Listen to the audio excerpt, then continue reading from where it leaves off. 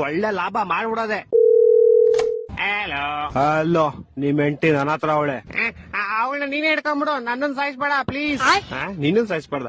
ಲೋಪ, ನಾನು ಲವರ್ ಅಲ್ಲ, ಕಿಡ್ನಾಪ್ ಮಾಡಿರೋದ್ ನಾನು. ಹೌದಾ? ಹಂಗಾರ ಓಕೆ. ನಿನ್ ಹೆಂಡತಿ ನಾಳೆ ಬೆಳಗ್ಗೆ ಸೂರ್ಯನ್ ನೋಡ್ಬೇಕಾ? ಹಂಗಾರ 5 ಲಕ್ಷ ಕಳ್ಸಿ. ಹಂಗಾರ ಬೇಡ ಬಿಟ್ರಿ, ಅವಳು ನೈಟ್ ಒಟ್ಟಿಗೆ ಚಂದ್ರ ನೋಡ್ಲಿ. ತಲೆಗಿಲೆ ಕೆಟ್ಟೈತವ ನಿಂಗೆ. ನಿಮ್ ಹೆಂಡತಿ ಸಾವು ಬದುಕನ್ ಮಧ್ಯೆ ಆಟ ಆಡ್ತಾವಳೆ. ಹಾಲ್ ತಗೊಂಬತ್ತೀನಿ ಅಂತ ಹೋಗ್ಬಿಟ್ಟು ಆಟ ಆಡ್ತಾವಳ. ಲೇ ಚಪ್ರಿ, ಕರೆಕ್ಟ್ ಆಗಿ ಕೇಳಿಸ್ಕೋ. ಇವತ್ ನೈಟ್ ಅಷ್ಟರಲ್ಲಿ ನಂಗೆ ಕಾಸು ಬರ್ಲಿಲ್ಲ ಅಂದ್ರೆ ನಿಮ್ ಹೆಂಡತಿದ್ ಒಂದ್ ಕಾಲ್ ಕಟ್ ಮಾಡ್ಬಿಡ್ತೀನಿ. ಮತ್ ಇನ್ನೊಂದ್ ಕಾಲು ಅದ್ ನಾಳೆ ಕಟ್ ಮಾಡ್ತೀನಿ.